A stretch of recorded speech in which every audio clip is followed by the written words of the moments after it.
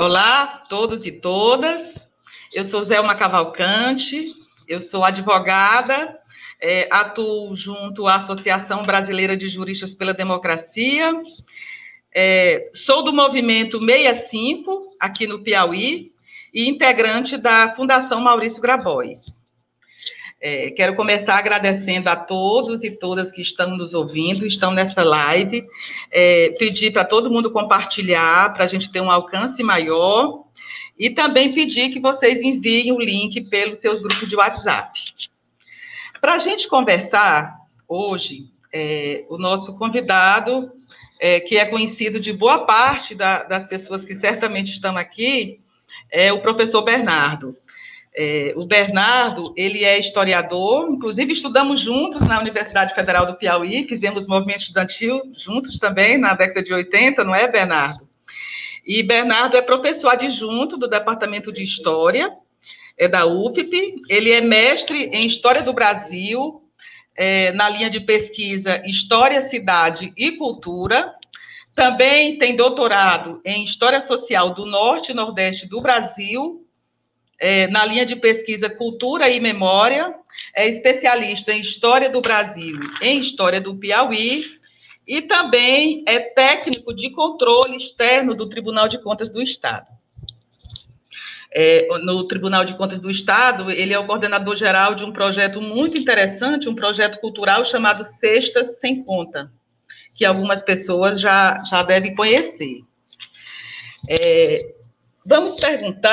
Vamos começar, Bernardo. Eu queria perguntar para você, a sua dissertação de mestrado chama-se Cartografias do Prazer, Boemia e Prostituição em Teresina, de 1930 a 1970. E eu queria que você nos dissesse o que motivou essa tua escolha, de você colocar a sua capacidade, a sua capacidade profissional, a sua disposição de exatamente dar visibilidade a essas pessoas anônimas, a esses invisíveis, que é dentro da história social, é um campo de pesquisa. Explica para a gente o que foi que te motivou. Primeiro, eu quero saudar a todos que nos assistem nesse momento, e a todas e a todos, né? E agradecer a minha amiga Zelma Cavalcante, doutora Zelma, que temos uma relação de amizade há muito tempo, da época de movimento estudantil, de militância política, movimento estudantil, na Universidade Federal do Piauí. E a gente, na formação intelectual, a gente tem aquelas influências, né, intelectuais do momento que a produção do conhecimento está se verificando. Eu primeiro eu sou de origem humilde, e eu entrei na universidade fazendo um curso de tecnologia, de tecnólogo, e vi que aquilo não me satisfazia, e eu tinha a intenção de buscar algo que me desse prazer, que não fosse apenas o lado, vamos dizer assim, pragmático da coisa, do ponto de vista da profissão. E escolhi certo, fazer economia também, ciências sociais, mas escolhi certo fazer história. E na história eu tive uma formação marcada, né, politicamente, porque o momento que a gente vivenciava aquilo, e que me foi muito importante na minha formação, né? Mas eu busquei também crescer junto com o que a história, nos seus novos domínios, estava produzindo, estava acontecendo também, que essa história social, uma história além dessa análise econômica e política, mas também uma história social, e dentro dessa história social, no sentido mais amplo, vários domínios, né, vários campos que foram surgindo aí ao longo dos anos 80 para cá, me interessar, portanto, por uma área que eu pudesse conhecer além do econômico e além do político, e procurasse ver outros aspectos que a história tradicional não mostrava, né? Digamos, uma história vista de baixo, uma história periférica, uma história dos marginais. Então, quando eu escolhi esse tema de trabalhar como principais sujeitos as prostitutas e os clientes, eu fui até criticado, até por colegas mesmo, né?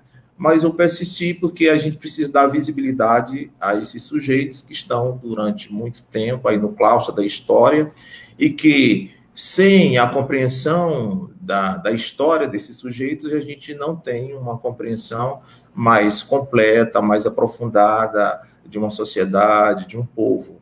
É preciso a gente entender que essa história nós fazemos. A história é feita por aqueles que têm o poder, que têm o poder de decisão, aqueles que são subordinados pelos estratos periféricos, subalternos e aqueles que são também marginalizados. Então, tem uma influência também da produção historiográfica a nível internacional e a nível nacional também. Surgiu um historiador chamado Edgar Dedeca, com um livro chamado Silêncio dos Vencidos, depois veio a história da vida privada, e nesse contexto eu fui me interessando pelas questões de gênero, porque era um momento que se estava discutindo muito, como até hoje, um momento em voga. Eu tinha muito, não nasci aqui, em Teresina, vim para cá adolescente, né, e tinha muito interesse em conhecer um pouco mais da história da principal zona de prostituição, que era Paissandu. Então, resolvi trabalhar com a prostituição, mas não vendo como uma coisa imoral, uma coisa indecente. Por isso mesmo, eu busquei esse termo de cartografias do prazer, porque são vários insights, são várias abordagens que eu faço, mapeando os territórios da prostituição em Teresina, do entorno do centro de Teresina também, e os vários sujeitos que ali eles agem, são protagonistas, né, dentro das suas ações, tecendo, né, formando a tessitura dessas relações consideradas por muito ilícitas, mas que é interessante ver, interessante conhecer, porque se nós não conhecermos como era a prostituição antigamente, a zona boêmia, nós também não vamos compreender muito o que é essa mesma prática nos dias de hoje. E ainda, eu tive que abordar, porque a prostituição não quer dizer que ela seja diurna ou noturna, mas ela significa, né, um espaço da cidade, ela dá uma significação a determinados territórios da cidade. Então, isso se verificava na época dos anos 30 a 70, esses espaços, como até hoje a cidade tem uma significação durante o dia daqueles espaços e à noite é outro, os sujeitos são outros, as relações são outras, né? Durante o dia, que está muito associado ao trabalho, aos negócios, e à noite está muito associado ao ócio, ao lazer, à boemia, à prostituição. Então, era preciso abordar essa cidade de Teresina na perspectiva noturna, e por isso que eu busquei esse título, Cartografia do Prazer, analisando esse sujeito e suas relações, mas na perspectiva da noite teresinense. Ok. Já tem aqui o Francisco Nascimento dizendo que você, professor Bernardo Sá Filho, é muito querido. Luiz Valadares também, dizendo que somos dois queridos. Obrigada a vocês. Bom, vamos aqui a uma outra provocação. Na sua dissertação, você aponta, logo no primeiro capítulo, alguns aspectos de conquistas da cidade de Teresina rumo à urbanização, à sua modernização. E aí tem, assim, até alguns exemplos, o telefone, né, o cinema falado, né, cinema falado, que já chegou em 33, quer dizer, a Faculdade de Direito em 1931, a Faculdade de Filosofia ainda em 1958, enfim, então, a cidade, ela se projetava para ser uma cidade urbana e uma cidade moderna. Apesar disso, você coloca que a cidade ainda manteve hábitos um tanto quanto provincianos, de vivência e de convivência. E de lá para cá, Bernardo, você que continuou estudando, para além desse marco temporal da sua pesquisa, comente aí alguns costumes que você encontrou, né, na sua pesquisa, ao dar esse olhar, né, mais para o passado, mas que ainda hoje persiste em Teresina.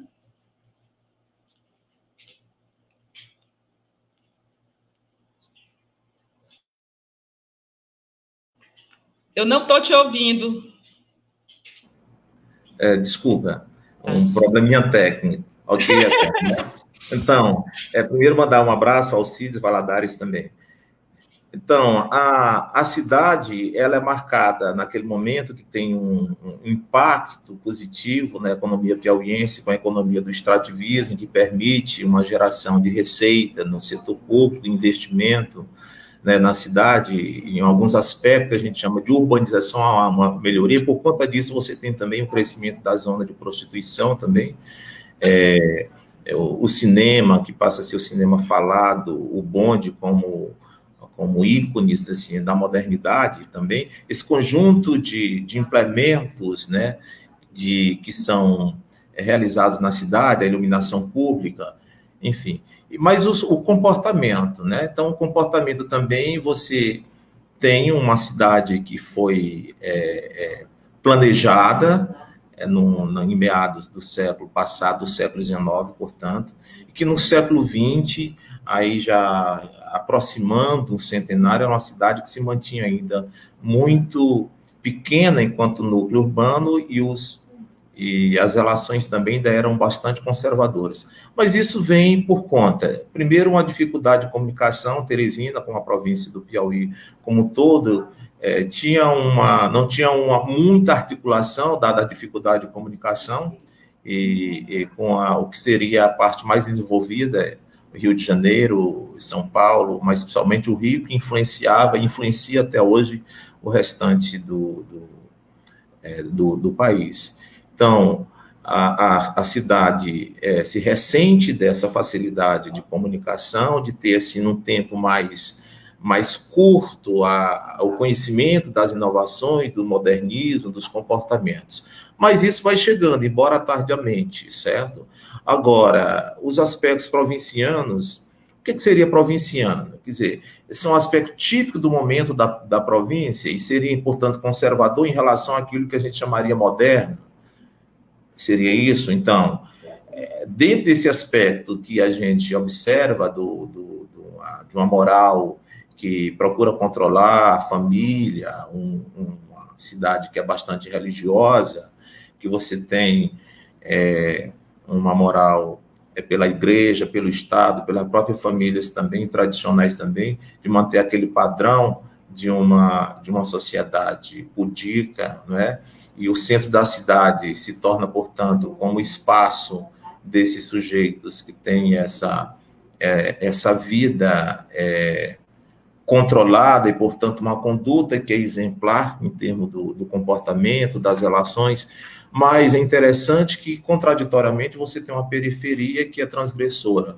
Então, os sujeitos que são marginais, né, porque são marginais devido ao próprio perímetro urbano da cidade, marginais devido ao próprio tipo de relação que se estabelece dentro dessa cidade. Então, o centro e as margens. E a gente vê algumas coisas desse período, que é uma cidade que até bem pouco tempo ainda tinha o hábito de manter essa relação com a vizinhança, ter o comportamento da sociedade patriarcal, certo? Portanto, machista, uma sociedade que é autoritária, mas alguns comportamentos assim típicos, tipo sentar à porta da rua, à boca da noite, para pôr o papo em dias, ainda é possível, apesar da violência, observar isso, né? Em alguns cantos, alguns bairros, muito esporadicamente, né? Então, o medo social naquele momento, que era muito mais o medo do pecado, do sobrenatural, que hoje se torna um medo mais da violência. Hoje nós vivemos um medo do Covid, né, da Covid, a pandemia, essa condição impositiva do isolamento social que nós estamos vivendo nesse momento. Então, nós temos a prática do sereno, que é uma coisa que vem lá do período provinciano. O que é o sereno? São aqueles espaços em frente os lugares, né, onde se realizam eventos noturnos, em frente às boates, em frente às casas de shows, em frente aos clubes, e ali as pessoas estão para observar as outras. Então, o sereno ainda é muito presente, o Padre Chaves já colocava isso no livro dele, quando ele falava exatamente nas primeiras décadas de Teresina, e hoje ainda existe em Teresina. Então, basta você ver que uma determinada casa de show vai ter um show, e no dia, na manhã, o show, à noite, pela manhã, ou até no dia anterior, já estão lá armando as barraquinhas, né, no espaço público, onde vai se vender a caipirinha, onde as pessoas, muitas vão para ali, elas não vão nem assistir o show, muitas, elas vão para o Sereno. Né? O Sereno é aquilo, é uma prática que existe até hoje. Se você pegar aqui nas principais casas de shows, estão lá aquelas pessoas que dizem, eu vou para o show do fulano de tal, você entrou? Não, não entrei, eu fiquei fora. Então, quando a gente fica mesmo do lado de fora ali, só entra na hora mesmo que está começando aquele artista que a gente foi preferencialmente para vê-lo. Né? Então, esta é uma outra conduta, né? Um outro comportamento que a gente observa até hoje. Né? Bernardo, sobre essa história essa cultura, né, de você organizar assim, no entorno dos shows, tem até aquela história, né, que se você marca um evento, o sucesso do evento já é predito, digamos assim, pela quantidade de pessoas que se formam ao redor, né? Quer dizer, quando parece que o povo tem uma espécie de intuição, né? Quando um evento não tem muita gente, não tem muitas banquinhas de caipirinhas, é porque não pegou, né? Digamos assim. É muito interessante. Então, chama-se Sereno. E teria algum outro aspecto, por exemplo, em relação à boemia? Teresina é uma cidade boêmia? Sim, eu acho que Teresina é uma cidade notiva, né? Porque é uma cidade que fica no sertão, é a única capital que não fica no litoral, então nós não temos praia, portanto, isso, dada também as elevadas temperaturas, inviabiliza o tipo de lazer de entretenimento diurno. Então, nós temos um lazer preferencialmente noturno. E aí você tem também a prática da boemia. Então, a boemia vem desde o momento, né, o primeiro momento da cidade, quando não se tinha ainda clubes, tinha apenas o Teatro Santa Teresa, e vai se formando a zona de prostituição, próximo ao cais, próximo ao porto, à margem do Rio Parnaíba. Ali era um espaço onde transitava preferencialmente uma população masculina, do sexo masculino, eram homens de negócio, caixeiros viajantes, vareiros, navegadores, enfim. E como toda a região portuária, fluvial ou marítima, termina se tornando também uma zona de prostituição. Dali surgiu a Paissandu. E a Paissandu se torna, portanto, uma região de prostituição, depois considerada, dentro da classificação dos outros territórios de prostituição, considerada uma zona de elite. E aí você tem os boêmios. Então, quem é o boêmio? Né? Quem é o boêmio? Então, durante muito tempo, esse termo serviu para estigmatizar o sujeito, né, masculino, apesar que hoje nós temos também muitas mulheres que são boêmias, artistas principalmente, escritoras também.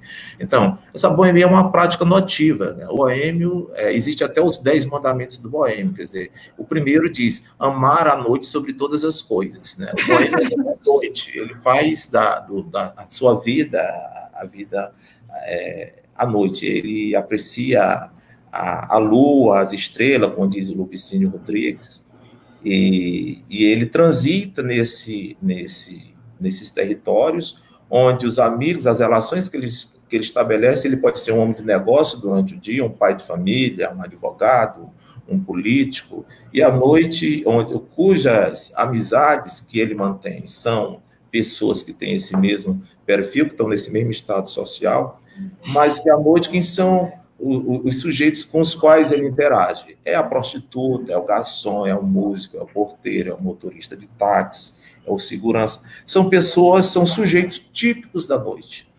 Então, Teresina é uma cidade boêmia, onde o principal, o reduto do boêmio é o bar.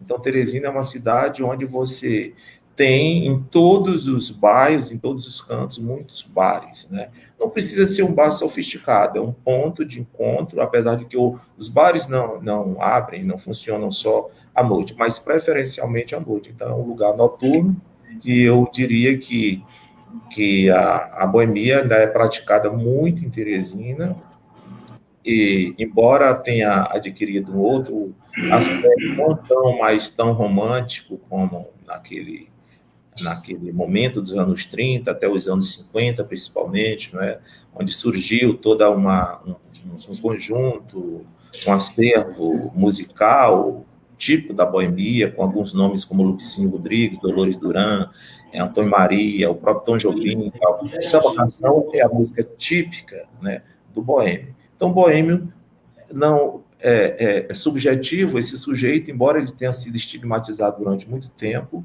para colocar o espaço da rua, né, o espaço do bar, do botequim, como o território da perversão, né, do pecado, da sujeira do ponto de vista moral, da degradação, em oposição ao lar, né, que é o espaço sadio, o espaço balsâmico, né, da família. Então, se contrapõe a isso, isto por conta de uma moral vigente na sociedade que defendia a família como o porto até hoje, né? Porto seguro. Então, não tinha não eram bem vistos sujeitos que praticavam a boemia porque ele estava fora do lar.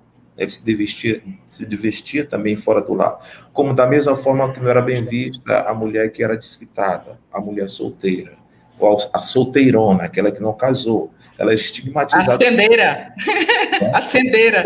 Ou acendeira, que a acendeira é aquela mulher separada, né? Então, tudo isso eram sujeitos que eram marginalizados, dada essa moral vigente e pudica nessa época. Mas a boemia, ela continua sendo praticada em Teresina, existem muitos boêmios, muitos bares. Um outro mandamento do boêmio é que ele seja fiel a um bar, embora ele frequente outro. Geralmente ele tem essa fidelidade naquele espaço, e que ele seja amigo de um dos garçons ou de todos, saiba o nome, porque é no ombro de um deles que certamente algum dia ele vai chorar, já chorou as mágoas, né?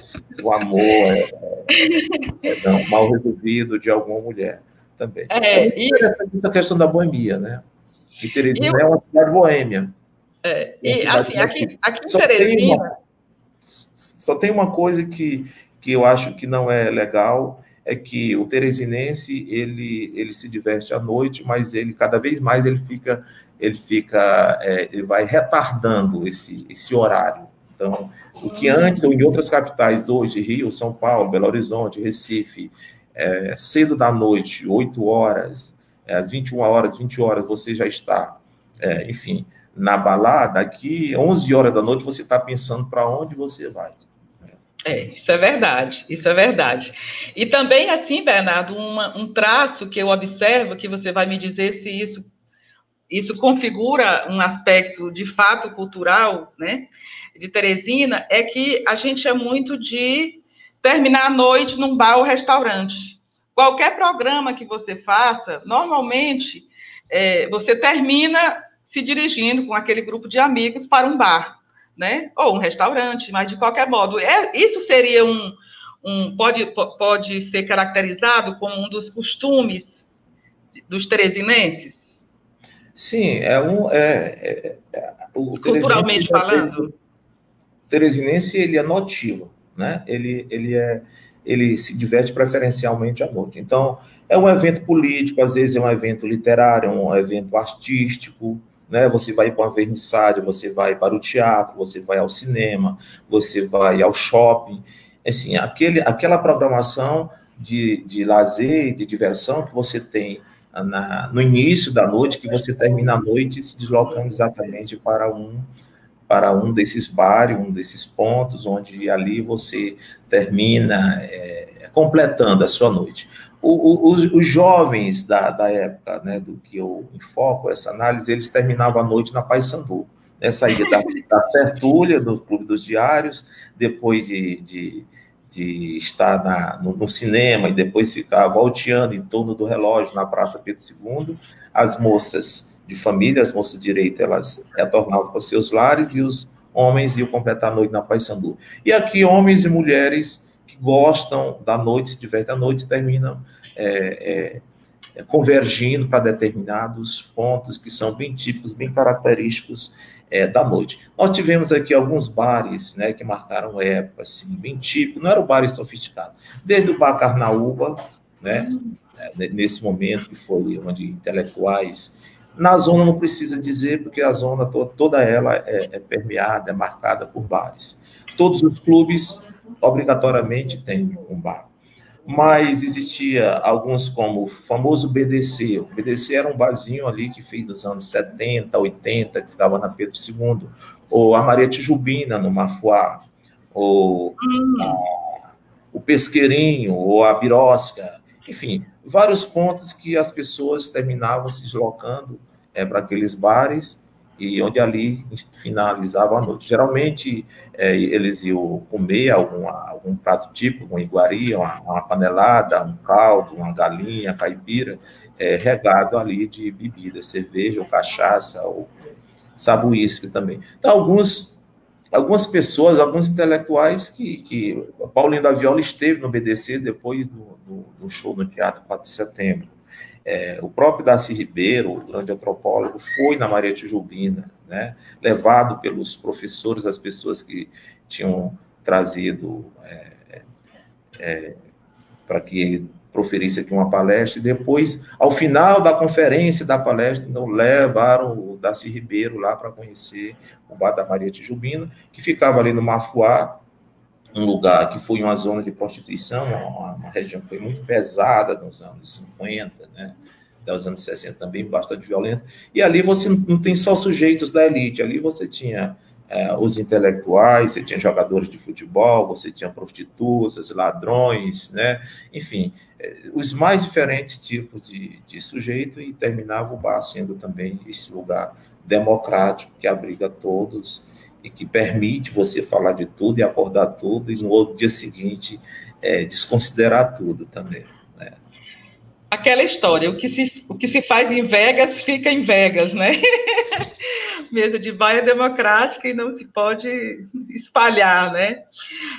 Bernardo, aqui, assim, alguns amigos queridos estão, assim, mandando abraço pra gente, o Modesto Paulino, a Socorro, né, que é do Supapson, né, meu amigo Parceles, o Raimundo Lopes, aquele do nosso companheiro, Itana é uma baiana arretada, né, que tá querendo acabar a pandemia para conhecer Teresina, né, e depois dessa live aqui, certamente aumentou a vontade, né, o Mauro Sampaio, a Lourdes, enfim, Lidiane, um abraço, tá achando interessante, Flávio André, o Serginho, o Bernardo, enfim. Obrigada, viu, gente? A ideia é da gente realmente conversar sobre Teresina dessa forma descontraída e de forma que a gente ia lembrar, né, o que é essa cidade, né? Quais são jogar esse olhar sobre a nossa cultura, sobre as nossas identidades, porque a gente, é aquela história, a gente não ama aquilo que a gente não conhece. E Teresina precisa ser amada para ser protegida. A propósito, uma outra pergunta, eu já passo para outra pergunta, Bernardo. Uma coisa assim, no próprio convite nosso, a gente botou assim, Teresina, um olhar sobre seus costumes e identidades. Não foi aleatório a gente colocar identidades no plural, né? E assim, eu mesma já participei de várias conversas e é uma coisa recorrente, essa coisa assim, de que Teresina, ela não tem uma identidade, né, considerada por todos, e que isso seria uma coisa boa, seria uma coisa ruim. Há aquela discussão de que a gente seria cosmopolita. Como é que você vê isso? Eu queria que você falasse sobre isso, essa questão da identidade, das identidades, até que ponto Teresina, de fato, não, entendeu? Não tem essa identidade, por que não tem essa identidade? Até que ponto não são as pessoas que têm um próprio olhar sobre a cidade, que não valoriza isso que a gente tem? Fala para a gente da sua pesquisa e na sua vivência, porque, gente, olha, o Bernardo, ele não é só um pesquisador da academia, o Bernardo, ele vivencia profundamente a cidade. né? Seja no futebol, seja no carnaval, seja na cultura, nas tradições populares. Então, assim, ele é uma pessoa que ele tem a teoria, digamos assim, e a prática, né?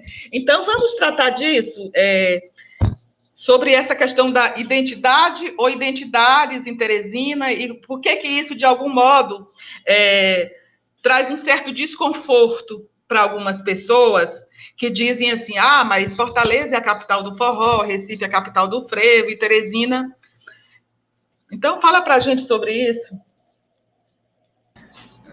Eu acho que nós temos várias identidades de grupos sociais que assim se veem, né, como pertencente a determinadas práticas sociais e culturais aqui em Teresina.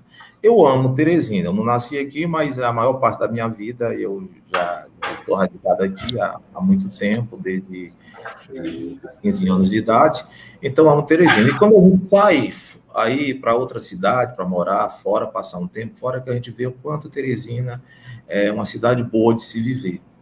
Mas precisaria que nós teresinenses, seja de nascimento, seja de adoção, de coração, como a gente diz, como você falou, conhecêssemos melhor essa cidade, né, para a gente poder amá-la mais, né? Então, a gente não deve ficar simplesmente como uma cidade cosmopolita, importando tudo que vem... que é moderno, né, que se coloca como... Bernardo, desculpa, está sem áudio aqui, então o Mauro está avisando que está sem áudio. Veja aí o seu microfone.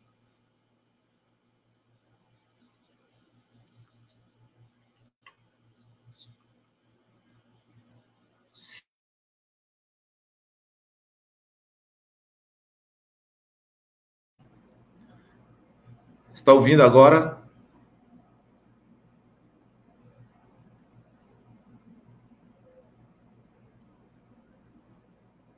Voltou? Eu não estou lhe ouvindo. Fazer ao vivo, né? A distância dá nisso, né? Você está me ouvindo agora? Não, estou ouvindo. Você também está ouvindo também. A questão era isso, sobre as identidades de Teresina. Certo. Então, eu acho que Teresina não tem uma identidade rotulada, assim, do ponto de vista do marketing comercial, digamos assim. Dizer assim, a capital do reggae, São Luís, a capital do forró, Fortaleza, o frevo, o axé music, o frevo, Recife, né? Nós não temos, assim, esse slogan, a não ser aquele de Cidade Verde, né, que foi pronunciado por um poeta maranhense. Já há muito tempo que nós nem fazemos mais jus, né, a esse rótulo de Teresina, Cidade Verde do Brasil, porque nós sofremos bastante com essa questão do meio ambiente e o desmatamento do entorno da cidade, não a reposição dessa arborização. Mas nós temos muitos costumes, assim, eu acho que a gente precisaria se ver como pertencente, né? Para você ter identidade, você precisa ter esse sentimento de pertencimento. E você não tem esse sentimento se você desconhece a história, você desconhece o significado sobretudo, da cultura popular. Então, nós temos um processo, vivemos um processo, a meu ver, muito violento de desfiguração desse patrimônio material, e eu diria até imaterial, talvez involuntariamente, por conta da massificação, da globalização, mas do ponto de vista material, né? Do ponto de vista material, quando você tem essa desfiguração da paisagem, ou das paisagens físicas, arquitetônicas de determinados espaços na cidade. Então, é importante preservar esse patrimônio que é material, porque são documentos, né, da história.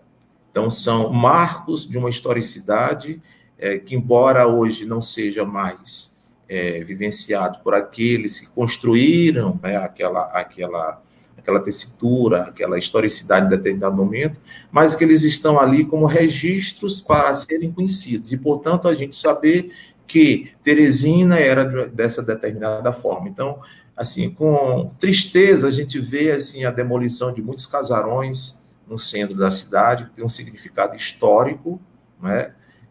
importante para a gente entender melhor essa cidade, no lugar dos quais se constrói uns estacionamentos muito feios, né? Enfim, e a gente não vê o cuidado do poder público nesse sentido da preservação. Então, nós corremos o risco de sermos uma cidade que nem chamamos atenção, porque nós não temos nada de materialidade do ponto de vista histórico, né, que marca uma determinada época, e nem somos uma cidade com grandes atrações da modernidade nos tempos atuais. Nós temos, assim, pontos turísticos. O que é o principal ponto turístico hoje? A Ponte Estaiada. A Ponte Estaiada realmente é um marco na arquitetura arrojada, comemorativa ao centenário da cidade.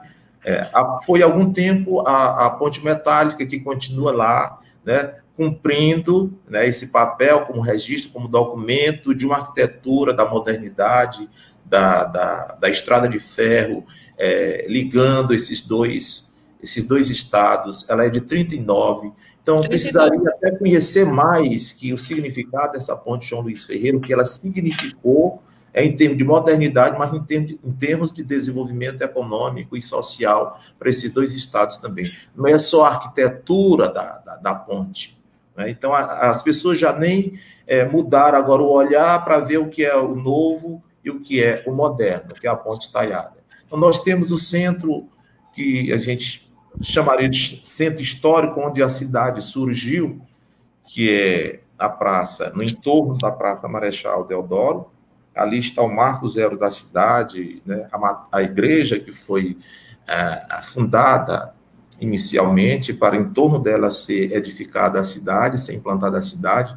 Nós temos alguns prédios do mercado central que continua sendo, tempos e tempos, sofrendo reformas, passando por reformas, não se sabe qual foi a forma original mais, mas nós temos ali prédios históricos importantes que merecem ser preservados, como o prédio onde foi instalada a Companhia de Navegação, ainda é original ainda. Nós temos o que foi restaurado agora há pouco tempo, que foi o primeiro teatro de Teresina, o Teatro Santa Teresa. Enfim, nós temos ali o marco, aquela pirâmide dentro da praça, né, dentro da praça. Ali é o marco que representa a fundação da cidade. Me permita, eu acho que esse tema vai ser objeto da nossa próxima pergunta, inclusive, mas assim, eu queria que você contasse, dividisse com todo mundo que está aqui na live, aquela história deliciosa que você me falou outro dia, que você lembrou outro dia, da festa, né, de inauguração, né, de centenário, me parece que do Meduna, foi isso? Assim, porque você fala que a identidade tem a ver com pertencimento. Então, assim, até que ponto... Porque a gente tem uma culinária fantástica, a gente tem, do ponto de vista da música, a gente faz do jazz ao baião aqui em Teresina, a gente tem dança, a gente tem poesia, a gente tem o cartoon, quer dizer, nós temos as várias... o teatro, nós temos muitas produções fantásticas, assim, e por que isso não consegue despertar esse sentimento, assim, de pertencimento a ponto de a gente sentir orgulho? O teresinense tem orgulho da sua cidade? Na maioria, eu diria que não, né? Eu diria que não, assim. Eu tenho muito orgulho, né? Mas, assim, eu já vi gente negar... Que morava aqui certa vez em Cuiabá, no congresso, quando era estudante, peguei assim de cara uma colega dizendo que era do Acre, morando bem aqui no Mafuá. Então, assim, morando no Mafuá, eu acho que ela nem conhecia bem também o que era o Acre. Então, assim, eu acho que Teresina tem uma produção cultural do ponto de vista da arte, né?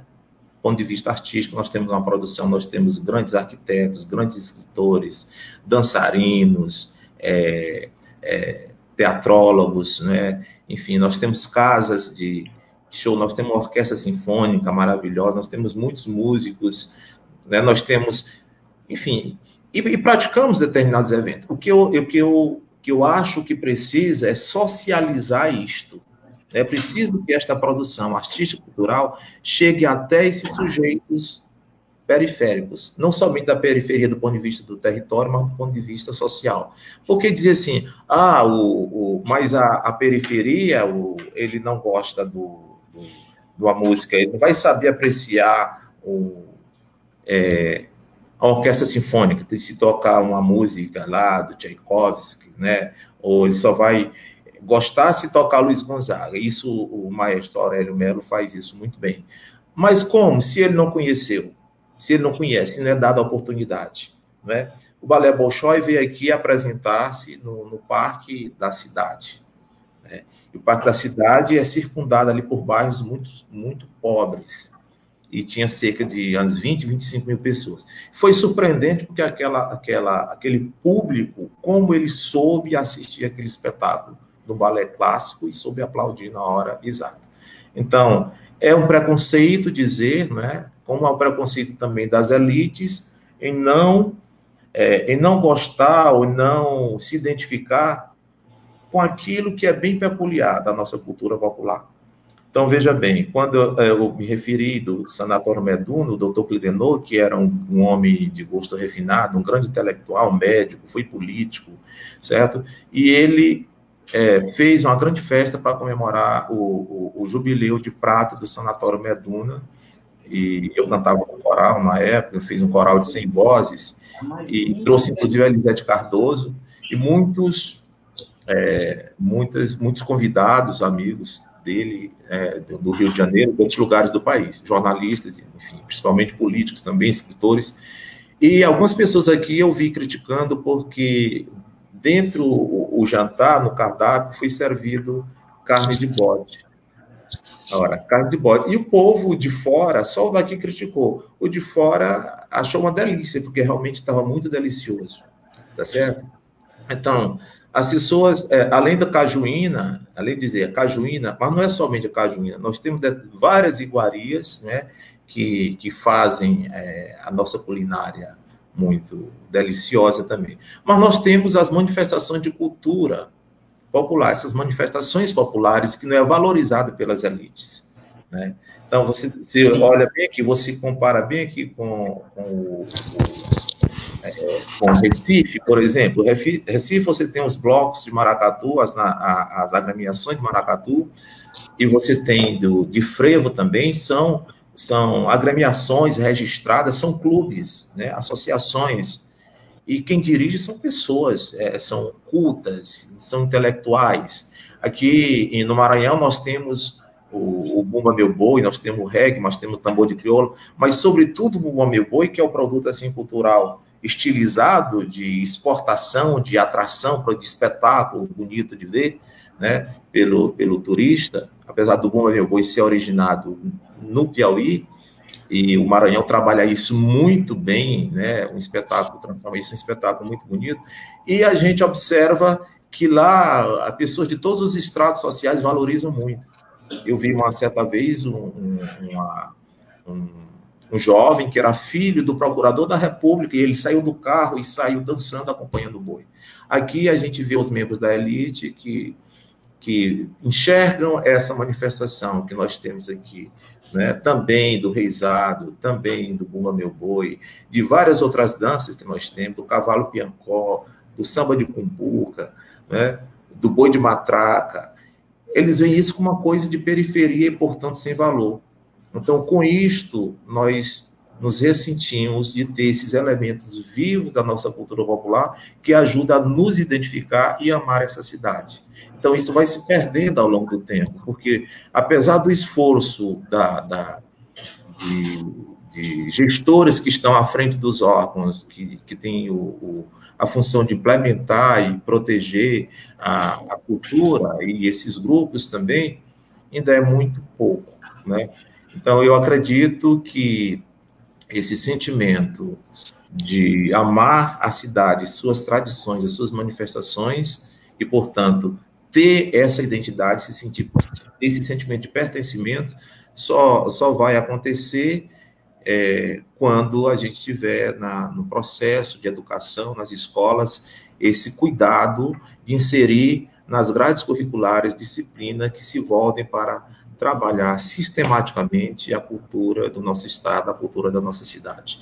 Então, muita gente não sabe sequer onde foi que surgiu Teresina, ele não sabe. Então, muito jovem que fica da sua zona de conforto, né, do seu apartamento, na zona nobre da cidade, para o shopping, né, ou para aqueles espaços, né, tido como típicos significados como de elite. E se chega alguém que procura mais alguma coisa, ele não sabe. Até a coisa mais elementar. Eu cito sempre um exemplo que eu estava numa roda de pessoas há uns 15 anos, onde tinha duas amigas médicas e uma jornalista de fora, e ela perguntou, então, por que Teresina ficava no sertão? E a colega disse, olha, o Bernardo é professor de História do Piauí, pode responder. Uma pergunta como essa poderia ser respondida por qualquer teresinense, por qualquer piauiense que tenha passado, pelo menos, pelo ensino fundamental. Né? Isso as pessoas não sabem.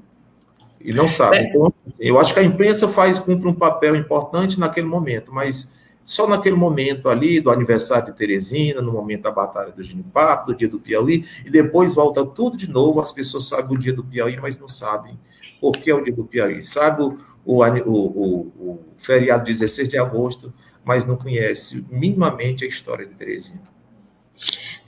Bernardo, as interações aqui estão deliciosas, viu? Também, o Elbert Maciel, o doutor Elbert Maciel, ele chama a atenção da importância de se resgatar os nomes originais das ruas de Teresina, né? O Alípio Brandão Neto, ele diz o seguinte, que como capital jovem, Teresina sempre teve raízes humanas no interior do estado. Até que ponto esse fato tem interferido na formação cultural própria da nossa cidade? Já podemos dizer que temos uma geração genuinamente de teresinenses?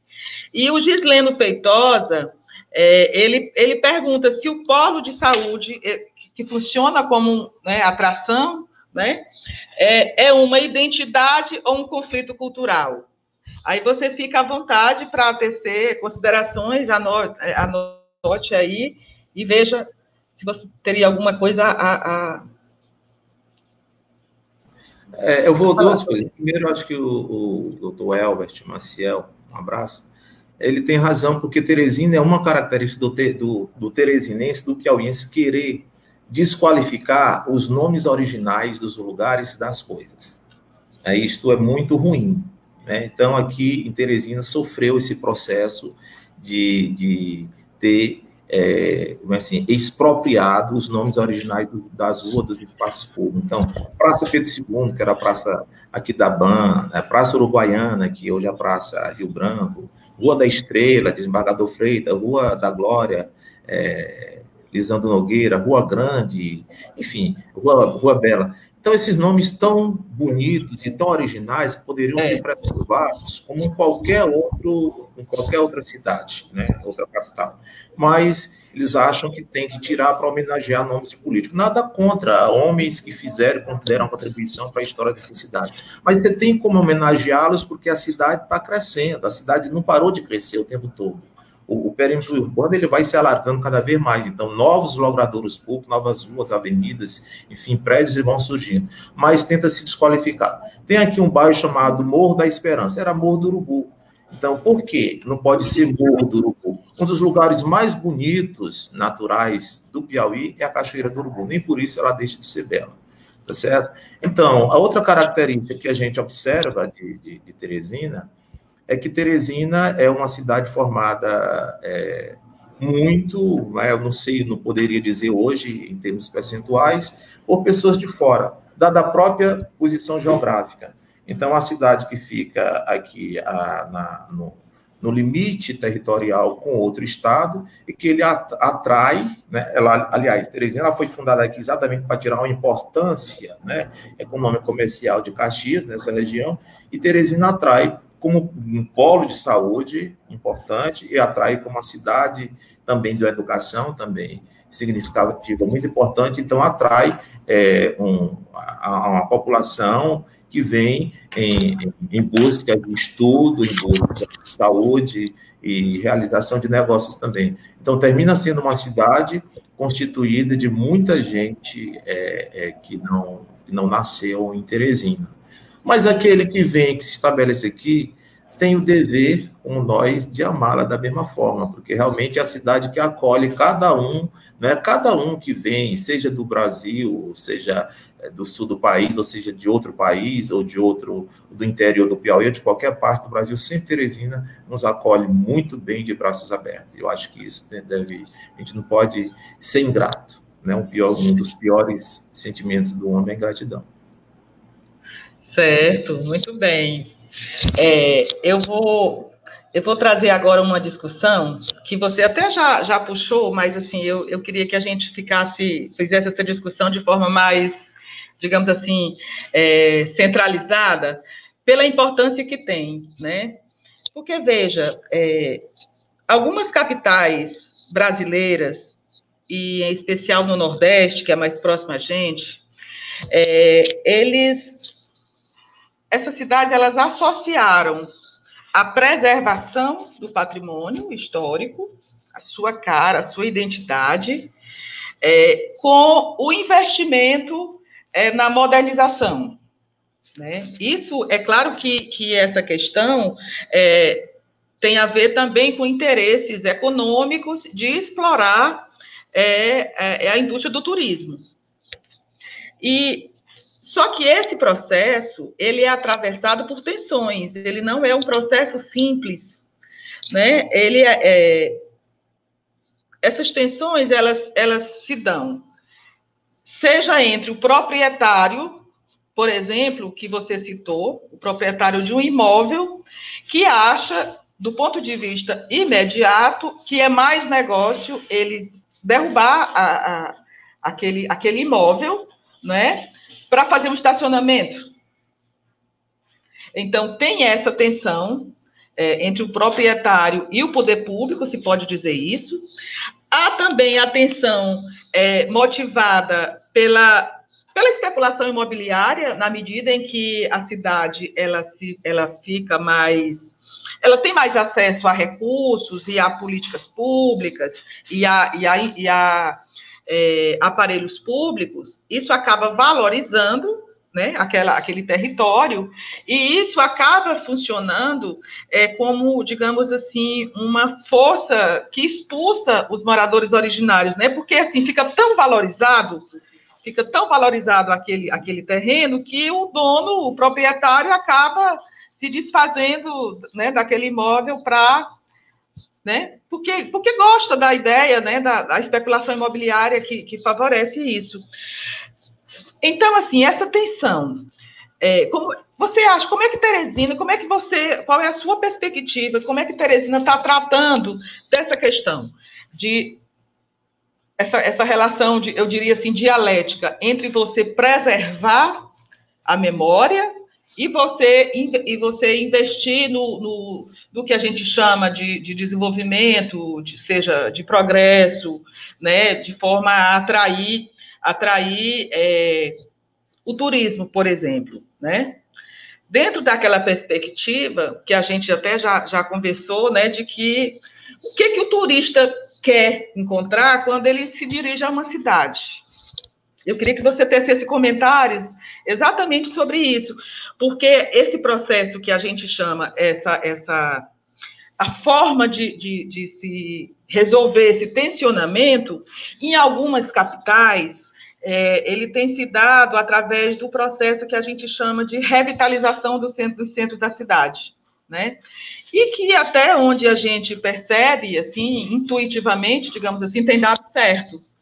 Por que Teresina, o que acontece aqui que Teresina não consegue dar esse passo concreto?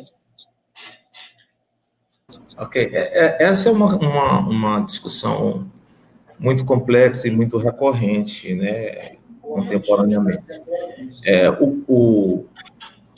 o progresso, né, ou a modernidade, como esse conjunto de transformações, de implementos numa cidade, do ponto de vista da sua funcionalidade, do ponto de vista do seu pragmatismo, mas do ponto de vista também dos interesses econômicos, né? Então, eu acho que não tem havido uma discussão mais madura com setores, né, que pode dar uma contribuição maior, né, para a gestão pública como sendo o responsável maior pelo gerenciamento, né? A gente discute muito pouco, ou muita gente nem sabe que existe um chamado código de postura, né, no município, que é uma lei que disciplina esses espaços também, como isso foi elaborado também. Então, é preciso, eu acho, que haver uma discussão com a parte de gestão, com a parte de intelectuais, com universidades, né, com arquitetos, com defensores do meio ambiente, porque a questão é do meio ambiente, mas não é só do meio ambiente, né, do ponto de vista ecológico, né? O meio ambiente também passa por essa questão da poluição visual, assim, da descaracterização, da desfiguração desse espaço físico. Então, é importante a memória para a identidade de uma cidade, para a história de uma cidade também. Então, o progresso, a modernidade, ela é importante porque ela traz, né, benefícios do ponto de vista técnico, operacional, do funcionamento dessa cidade. Mas você não deve ser feito a qualquer preço. Não pode ser feito a qualquer preço. Você tem que respeitar, vamos dizer assim, tem que respeitar a memória da cidade, preservando aquilo que existe de materialidade, pelo menos, né, de materialidade, que possam representar essa identidade, possam representar essa historicidade em um determinado momento. E que as pessoas possam ver ali um marco que lhe representa, com o qual ele tem identidade. Até falava daquilo, do lugar ou não lugar. Um antropólogo, né, francês, Marc Augé, diz, o que é o espaço físico pode ser um lugar para mim, pode não ser um lugar para outro. Para ser um lugar para mim, ele tem que ter um aspecto relacional, identitário e histórico com aquele lugar. Então, no momento que você dessegura ele, você expropria essas pessoas da identidade com aquele lugar. Então, a gente vê, assim, coisas que foram feitas, assim, em nome de... Você vê, por exemplo, em frente ao Karnak, tinha um casarão épico, né? Que disseram que ali ia ser edificado uma outra edificação, não sei. Aquilo está com mais de 20 anos em frente à sede do governo do estado. Um estacionamento horrível, né, no centro da cidade. Então, você vê o quê? Você vê, para se colocar um itinerário, um programa de itinerário da rede de transporte de ônibus urbanos, e que antes não era assim, mas atendendo certamente à reivindicação, não sei se da população, creio que a população não tenha sido ouvida nesse sentido, mas pode ser que tenha sido ouvida, talvez, os empresários de ônibus, e colocaram, então, na Areolino de Abreu e passando em frente ao Museu Histórico do Piauí. Se colocou uma parada de ônibus. Eu acho que o gestor que pensa assim, que coloca uma parada de ônibus, né, bota dentro, onde você tem várias outras vias no centro que poderiam servir como alternativas, né, para se criar esse planejamento, né, para o sistema viário urbano de Teresina, e coloca, acho que ele não tem o apreço, o amor, né, com aquela casa de cultura.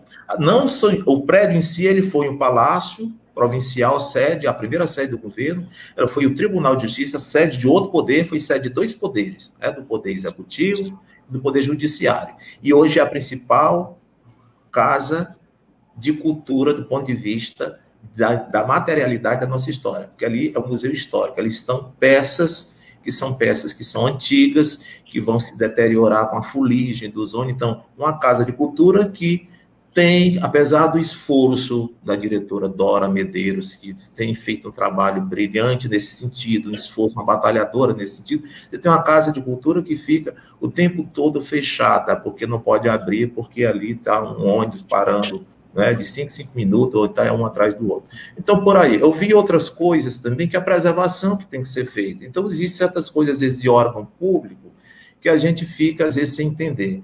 Quando foi para se inaugurar a Ponte do Meio, ali dando da Frei Serafim para ligar a Zona Leste, o Ministério Público, que a gente soube, né, que foi noticiado, que estava entrando com a ação de embargar a obra por causa de umas 15 carnaúbas que foram transplantadas.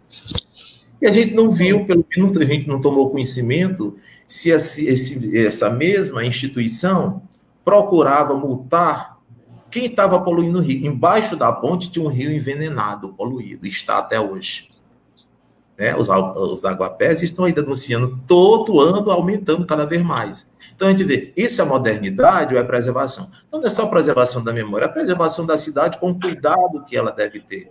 Então, como era uma área de lazer, né? Teresina não tem praia, então os 2 dias se constituíam como opção de lazer e entretenimento aos domingos para os banhos. Então os 2 hoje estão poluídos exatamente no leito em que permeia ali a parte urbana da cidade.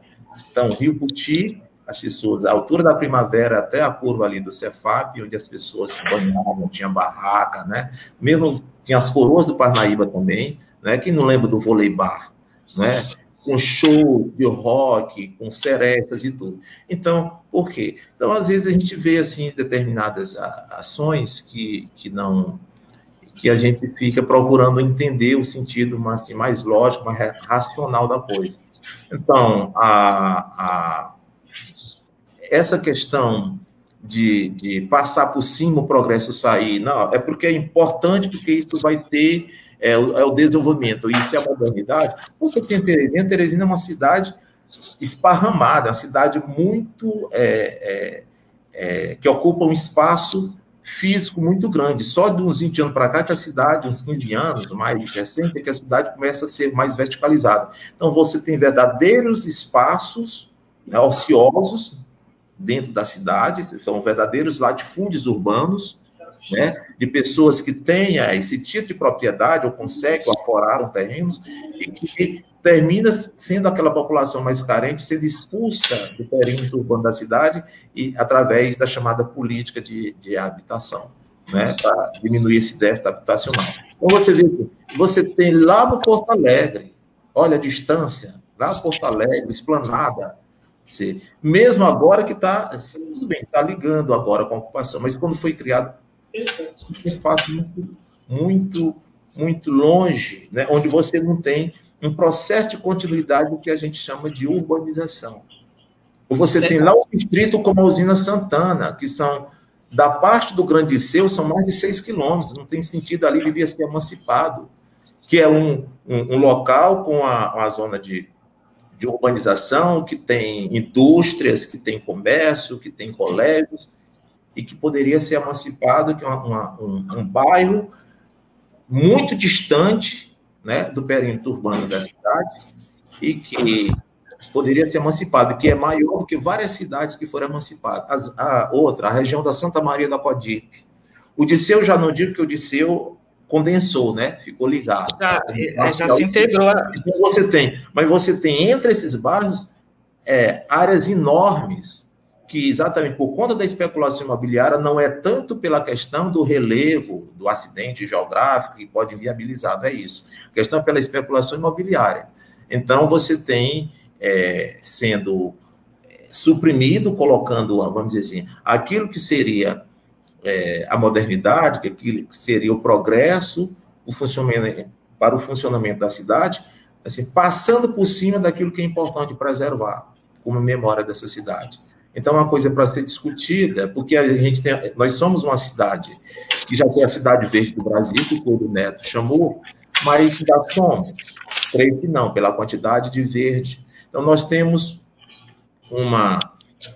vários condomínios residenciais fora da cidade que há um desmatamento. Então, cada vez mais que vai havendo esse desmatamento, cada desmatamento que é feito para implantar, assentar aquele condomínio, com certeza as construtoras, as empresas imobiliárias, elas deveriam ter, e deve ter a obrigação de fazer um reflorestamento, um replantio em alguma área da cidade correspondente à quantidade de árvores que foram derrubadas. Isso a gente não vê, pelo menos se existe, a gente não vê, entendeu? Então, acho que precisa se pensar a cidade no sentido do planejamento atual para o futuro, mas preservando aquilo que ela ainda resta de identitário, né, de identidade para si e para nós, como habitantes dessa cidade, e não destruir tudo. Né? É preciso salvar o que ainda resta ainda, né? Porque vou voltar, nós corremos o risco de sermos uma capital que nós não temos um sítio histórico. Qual o sítio histórico? Talvez a Praça Pedro II, revitalizar. Várias cidades realmente criaram essa questão o Pelourinho, o Projeto Mais Viver, em São Luís. Mas revitalizado, no meu entendimento, não significa simplesmente recuperar a paisagem arquitetônica, que é importante. Significa você criar atividades socioeconômicas, culturais, que possa trazer a população a frequentar novamente aquele espaço. E a gente vê hoje a Prefeitura de Teresina fazendo um esforço, acho que até oferecendo alguma vantagem, para que as pessoas voltem a residir no centro. Porque à medida que você expulsa, entre aspas, né, essa população do perímetro urbano lá para a periferia, de uma forma impositiva, né, porque não é preciso expropriar não sei quantas famílias, muita gente, para construir um novo aeroporto, porque essa polêmica de Teresina já poderia, pelo tempo que ela existe, já daria tempo de ter construído um outro aeroporto aqui nas proximidades. Né? Essa população, aí os serviços essenciais, eles têm que existirem, né? A obrigação do Estado, né? Para isso, da escola, da assistência médica, do transporte coletivo, da água, da iluminação. E aí se torna a cidade muito fragmentada, muito espaçosa em termos da ocupação. Que pouco densa, né? Muito, e cheia de muitos espaços, né? Vazios. É verdade. São preenchidos por conta da especulação imobiliária. Existe legislação para isso, para preservar? Vamos discutir. Cadê o plano estrutural e cadê eu estou dizendo isso do ponto de vista da ocupação do espaço físico, mas do ponto de vista do comportamento da conduta. Existe o Código de Postura do município, que realmente muita gente não conhece, como ele foi feito, que está lá disciplinando o que pode e o que não pode dentro de um determinado espaço. Certo. Bernardo, olha, tá uma delícia a nossa conversa, mas estão me avisando aqui que nós já passamos de 1 hora e que já é chegada a hora da gente começar a entrar em processo de conclusão. E eu queria pedir também que, assim, muitas interações aqui, muito interessantes. O Mauro Sampaio me perguntando para que time eu torço. Mauro, eu sou do Piauí, eu torço pelo Piauizão Vibrante, o Enxuga-Rato. Então, eu queria o seguinte, só fazer uma última observação, Bernardo, e aí eu passo para você concluir. Primeiro, assim, o professor Dalton Macambira, que é seu colega também, nosso amigo, né, professor de História da UFP, é o presidente da Fundação Maurício Grabois, e ele publicamente aqui agradeceu a sua gentileza em aceitar esse convite, né, porque esse projeto chamado Cadernos de Teresina, que a gente está levando enquanto Fundação Maurício Grabois está levando aqui, a ideia é exatamente essa, é trazer pessoas que estudem, que tenham um conhecimento técnico, digamos assim, intelectual, mas que, acima de tudo, gostem da cidade, para que a gente possa fazer essa discussão, não apenas do ponto de vista técnico, porque, como você diz na história social, assim, quando você olha a história apenas a partir dos grandes feitos, você não capta a emoção e a paixão daquela história vivida, né? Uma coisa mais ou menos assim, você coloca na sua dissertação, né? E aí a Maurício Grabois está trazendo esse projeto todas as terças-feiras. Hoje a gente teve um problema operacional, porque tanto eu quanto o Bernardo estamos estreando aqui, né, no Caderno de Teresina. A gente atrasou um pouquinho, mas aí toda terça-feira, às 17h30, a gente tem essas lives, e aí a gente vai divulgar. E eu queria pedir encarecidamente aos meus amigos que que estão aqui assistindo, que gostaram, que compartilhem essa live nas suas redes sociais, porque essa discussão ela precisa crescer, né? Você não precisa concordar com a gente, mas é preciso que o debate se estabeleça, né? É preciso que o debate se estabeleça, porque é disso que estamos precisados, né? E Bernardo, só a guisa de conclusão, eu só queria fazer uma observação em relação a tudo isso que você falou, né? É que, assim, todas as cidades em que esse processo, digamos assim, de revitalização funcionou e que isso está tendo uma resposta econômica, do ponto de vista do turismo, a intervenção do poder público foi exatamente no sentido de preservar aquilo que a cidade tem de diferente.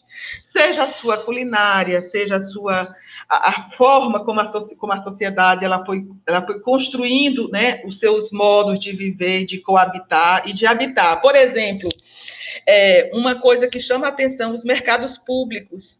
Os mercados públicos, em qualquer lugar do mundo que você viaje, numa cidade turística, é um ponto assim, de confluência de pessoas.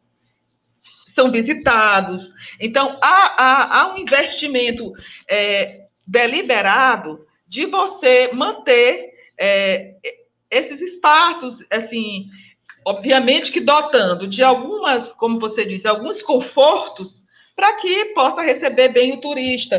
Mas, olha, uma cidade assim que 10 entre 10 pessoas citam como um exemplo de modernidade, de uma cidade moderna, que investe né, é Curitiba.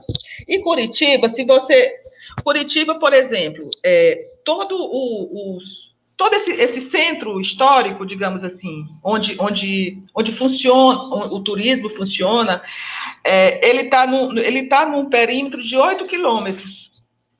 Quer dizer, que é o que normalmente acontece, o que acontece em Teresina. Se a gente olhar o nosso sítio histórico, pega ali onde a cidade começou, Praça da Bandeira, o mercado, tem o arquivo, tem a igreja, né? Aí anda mais um pouquinho, mas não é muito longe, aí tem a Praça Saraiva, né? Tem a catedral. Mas, enfim, houve esse investimento e, por exemplo, você tem uma biblioteca, a biblioteca pública de Curitiba está no roteiro, as pessoas vão conhecer. Eu pessoalmente, eu estudei muito, eu utilizei muito a biblioteca Cromwell de Carvalho, ali na Praça do Fripisa, né? É um ponto que faz parte da minha memória afetiva do lugar de Teresina, né? E, assim, eu gostaria muito, assim, de levar meus filhos, por exemplo, para visitar a biblioteca e dizer, olha, nessa sala aqui eu li toda a literatura que era disponível. Você está entendendo? Então, assim, as pessoas viajam para uma cidade para conhecer a cidade, né? É como você diz, quando na Justiça Federal, eu trabalhando lá, a gente recebia autoridades de fora do Piauí, eles não queriam saber de ir para restaurantes e pedir pratos que eles poderiam comer em qualquer lugar do Brasil. E talvez até melhores, né? Mais bem feitos do ponto de vista da sofisticação. Eles queriam comer aquilo, o que é que tem típico aqui? Capote com arroz? É Maria Isabel? É a nossa carne de sol, o nosso baião é diferente do Ceará. Essas eram as demandas que eles pediam para a gente, que a gente organizava, digamos assim, essa vivência dele aqui para conhecer a cidade, né? Enfim, eu acho que esse debate assim está maravilhoso. Eu acho que a gente pode, inclusive, ele precisa continuar. Eu acho que talvez a Maurício Grabois convide você novamente, Bernardo, para a gente continuar esse assunto. Né? E eu quero agradecer muito a você. Você é uma pessoa muito querida, né? Desde muito tempo você sabe disso, né? Agradecer a todas as pessoas que participaram, que interagiram nessa live. Pedir novamente que essa live, essa conversa, ela não fique só agora, que ela possa ser multiplicada e que possa ser discutida. Eu acho que nem todo mundo, acho que foi contemplado, algumas discussões aqui foram levantadas, Um pouco também, eu assumo, talvez pela minha ainda meu incipiente conhecimento de manejar, né, essa tecnologia toda, né, de repassar. Mas, enfim, eu estou muito feliz, agradeço muito essa iniciativa eu acho que faz bem para a cidade essa iniciativa da Fundação Maurício Grabois em criar esse projeto Caderno de Teresina. Então, muito obrigada, Bernardo, muito obrigada a todos, e vou passar para você para as suas palavras finais. Eu quero dar aqui um abraço ao Mauro Sampaio, Fabrício, Gislene e todos que estão nos assistindo. Só antes de me despedir, né, dizer que eu não entendo o turismo desvinculado, que seja desarticulado. Então, o turismo hoje é uma das principais fontes geradoras de renda, de riqueza nos países, cidades, né, que vivem essencialmente do turismo. Mas você tem que organizar. Então, você não basta só dizer que Teresina é uma cidade que tem um polo de saúde desenvolvido, que é um centro universitário. Você tem que articular esses espaços de preservação com a cultura popular. O mercado é um lugar que você pode ter a oportunidade de conhecer melhor a cidade através dos personagens, né, em todo lugar. Se você vai no mercado de São Paulo, no mercado de Belo Horizonte, realmente é um ponto obrigatório no roteiro turístico, né?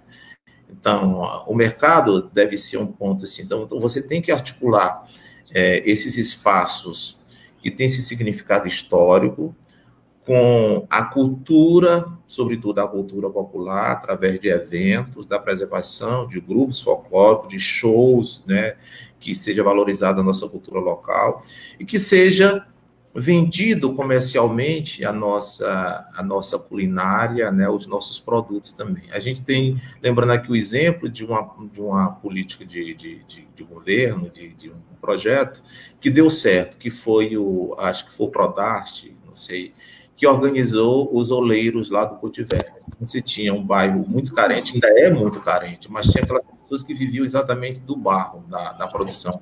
Eles não produziam só adobe e tijolos. Eles tinham uma capacidade artística, criativa, estética. Então, foi preciso o Estado chegar e organizar para que eles pudessem ter a condição de viver daquele produto, da sua criação, da sua arte. Então, ele não somente vende um produto, né, um produto do ponto de vista material, que nos identifica, né, é uma arte ceramista. O nosso artesanato, ele é muito rico, ele é muito refinado. Se nós pegarmos, não vou fazer a comparação aqui, mas para não ferir, assim, mas se nós pegarmos o nosso artesanato, sobretudo a de madeira, a arte santeira, por exemplo, né, e se compararmos com outros estados, o nosso é muito melhor, muito mais bem acabado, né? A arte ceramista é outra também. Além de a culinária que você já mencionou. Então, é preciso você articular o espaço histórico com os eventos que representam essa cultura, com os produtos comerciais e os sujeitos. Então, revitalizar a cidade é dar oportunidade para que haja essa articulação. Senão, isso não vai acontecer. E turismo só funciona se for dessa forma, né? Eu quero aqui agradecer a oportunidade, é muito bom falar, é gostoso falar da nossa cidade, falar dos sujeitos que são esquecidos, né, dentro da produção mesmo oficial, de uma história oficial. A gente falou muito pouco das prostitutas, quem sabe na outra oportunidade a gente possa falar mais especificamente dos cabarés, né, da poemia, dos cabarés, e dos clientes, né, dos sujeitos que fazem a noite. É um tema que caberia aí, né, para se trabalhar. E agradecer a todos que tiveram atenção conosco também, a Fundação Maurício Grabois, né, pelo projeto, ao professor Dalton, meu amigo Dalton, pelo trabalho que vem desenvolvendo, né, à frente desse projeto, e lhe agradecer, querida, pela oportunidade, pelo convite de ter acreditado que eu poderia aqui vir até o seu encontro aqui, através da online, né, através dessas tecnologias que a gente não domina muito, para poder falar da nossa cidade. Nós somos de uma época do mimeógrafo e da xerox, né? Nós não temos muito manejo, muita familiaridade. Aliás, é uma coisa que a tecnologia, só para fechar, a tecnologia dá um preço muito grande. Então, hoje nós vivemos um isolamento social impositivo, mas a tecnologia, ela tem, por um lado, o pragmatismo da utilidade, né, do tempo, da distância, de encurtar tudo isso, mas ela impõe o isolamento também social, e por conta disso, a meu ver, as pessoas vão cada vez mais caindo na depressão, porque é diferente eu assistir um filme com um monte de gente, né? E o cinema, entrar numa fila, comer pipoca, sair, comentar, do que eu posso ter o conforto de estar na minha casa, parar, repetir a cena, mas não é a mesma coisa. E aí a gente vê o preço, né? Tem um preço. A gente vê esse isolamento também. Mais um abraço para todo mundo, uma boa noite, e espero que vocês compartilhem essa live e a gente possa, em outros momentos, estar falando da nossa cidade. Um beijo. Tá, um beijo, obrigada, gente. E eu acho que nós nos saímos bem, viu, Bernardo? Apesar de tudo. Tchau, gente. Obrigada.